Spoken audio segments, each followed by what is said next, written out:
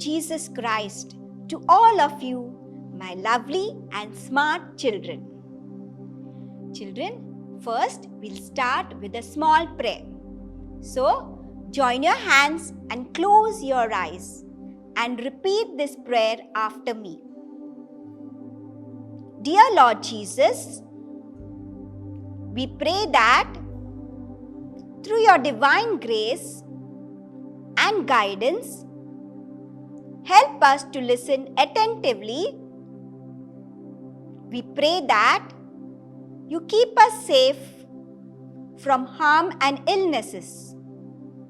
All these we ask in your powerful name of Jesus our Lord. Amen.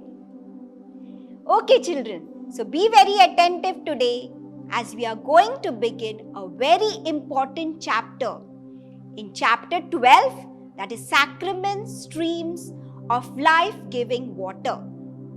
But before that, let's get started with a short recap of what we covered in our earlier class. That means chapter 11, part 2, the disciples who receive the Holy Spirit. So, in the last class, we learned that the sacrament of anointing is the sacrament that gives us, what it gives? It gives us the power of the Holy Spirit as children of God. It gives the power of the Holy Spirit. A special power is given to us by the Holy Spirit to witness Jesus, to understand Jesus' teachings, and to proclaim His gospel. The sacrament of anointing is administered by a bishop or priest. And when we receive this sacrament, the bishop or priest places his hand on our heads, anoints us with the holy oil, and prays for us. Because of this, we experience the constant presence of God and are filled with the grace throughout our lives. And we also learned that the Holy Spirit constantly persuades and empowers us to do good, to do right. And as the members of the church, this sacrament helps us to be the soldiers of Christ and bear witness to Him. We also learned that the Holy Spirit gives us good conscience to know the good and the bad. Yes, no? The good and the bad. And to pray to our Lord God every day. To become friends with Jesus at a personal level. Isn't it good? Yes. We learned that when we are praying together in church, especially during our Holy Kurbana, we are all facing God with pure hearts, singing His glory and inviting His grace into our lives. And in this togetherness, God sends His Holy Spirit upon us. We also learned why it is important that even in our evening prayers at home, we must all sit together facing God with pure hearts and invite the grace of Holy Spirit to come into you and your family, to have your entire family blessed with the power of the Holy Spirit. So, this is what we learned in the previous class. Now, let's learn our new chapter, that is chapter 12, Sacraments, Streams of Life-Giving Water. Today, we will learn why Jesus instituted the sacraments. We read in John chapter 4, verses 5 to 15. So, He came to a Samaritan city called Sychar, near the plot of ground that Jacob had given to his son Joseph. Jacob's well was there, and Jesus, tired out by his journey, was sitting by the well. It was about noon, and a Samaritan woman came to draw water. And Jesus said to her, "Give me a drink." His disciples had gone to the city to buy food. The Samaritan woman said to him, "How is it that you, a Jew, ask a drink of me, a woman of Samaria?" Jews do not share things in common with Samaritans. Jesus answered her, "If you knew the gift of God and who it is that is saying to you, 'Give me a drink,' you would have asked him, and he would have given you life-giving water." The woman said to him, "Sir, you have no bucket, and the well is too deep. Where do you get that living water? Are you greater than our ancestor Jacob, who gave us this well, and with his sons and his flocks drank from it?" Jesus said to her, "Everyone who drinks of this water will be thirsty again. But those who drink of the water that I will give them will never be thirsty. The water that I will give will become in them a spring of water, gushing up to eternal life." The woman said to him, "Sir, give me this water, so that I may never be thirsty or have come to keep coming here to draw water." Children, what did Jesus mean here? Jesus makes two claims for those who drink this life-giving water. First one, they will never thirst. And second one, they will have eternal life.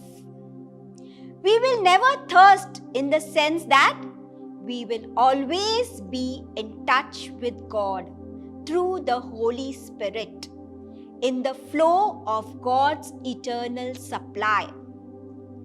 We will have eternal life because the Holy Spirit, who seals us, as St. Paul says, preserves us until the coming of Christ. And that eternal life begins when we receive the Holy Spirit. Everything becomes new.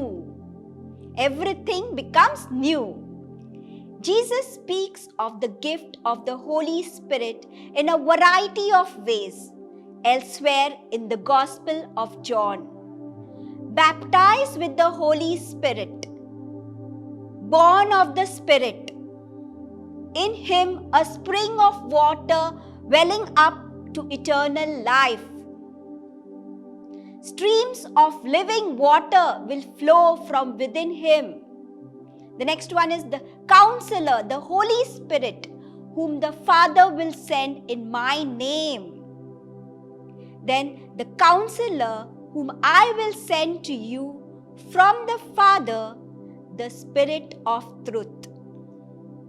The next one is receive the Holy Spirit. The Spirit in us is an active, powerful, life-giving spring flowing with amazing grace. And if we will follow His leading, will enable us to do things far beyond our ability. And birth of this Spirit moves us from the ordinary life to eternal life. Now, children, let's understand the sacrament of Holy Eucharist. Lord Jesus, on the night before He suffered on the cross, shared one last meal with His disciples. During this meal, our Savior instituted the sacrament of Holy Eucharist. What is that? His body and blood. As the Gospel of Matthew tells us, while they were eating, Jesus took the bread, said the blessing, broke it, and giving it to his disciples said, "Take and eat. This is my body." Then he took a cup, gave thanks, and gave it to them, saying, "Drink from it, all of you, for this is my blood of the covenant, which will be shed on behalf of many for the forgiveness of sins." And this we see in Matthew chapter 26, verses 26 to 28. The whole Christ is truly present, body, blood, soul, and divinity, under the appearances of bread and wine. The glorified Christ who rose from the dead after dying for our sins. This is the meaning of the real presence of Christ in the Holy Eucharist. The risen Christ is present to his church in many ways, but most especially through the sacrament of his body and blood, that is Holy Eucharist. Holy Communion is a very special and important occasion where we remember the life, death, and resurrection of Jesus. Holy Communion celebrates Jesus' Last Supper with his disciples during Passover.